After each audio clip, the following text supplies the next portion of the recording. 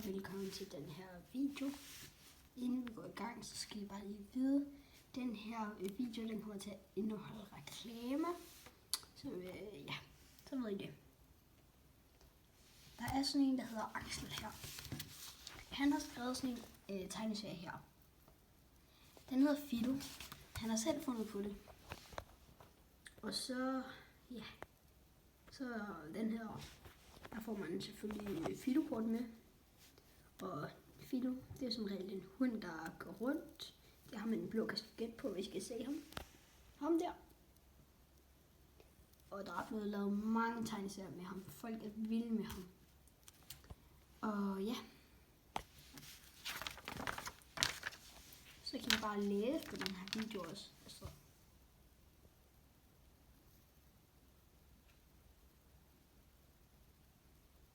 Det er skabningshæftet det her.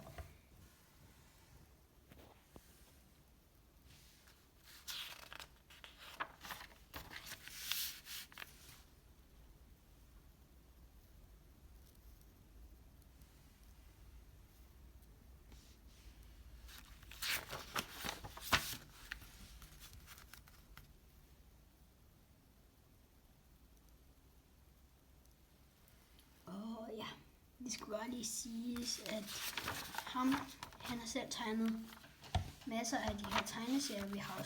Der er også nogle ansatte.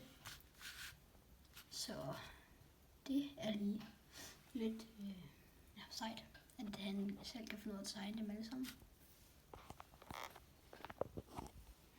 Det er det kapitel.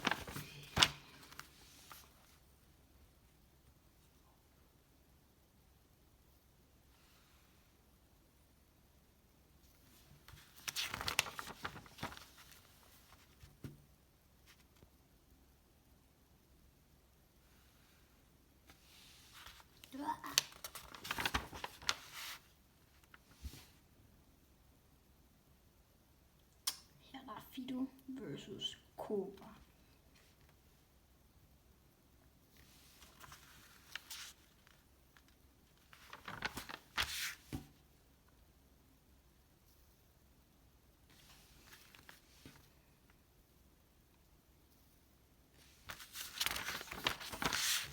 Så nu er vi nået til en af de sidste sider. Men Fido-tegneserier, de er som regel ikke særlig lange. Her der har vi kapitel 5, Fido og Ib. Det er her, hvor vi skal komme i, så derfor går det lidt mellem historierne.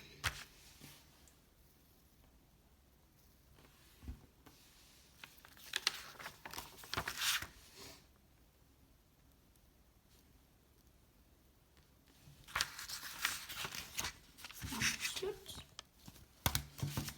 Men Fido her, det er en god tegneserie. Der kommer sådan snart en hjemmeside, der hedder fido.dk. Og så, det er sådan egentlig det nærmeste eneste. Der er nogen fra ham, som også har lavet det, han går også til kodning. Så er der nogle andre, der også laver Fido. Og de er i gang med at udvikle et Fido-spil, som man kan hente til PlayStation eller Nintendo. Jeg kan ikke huske, hvad det var. Men i hvert fald, han er virkelig sej.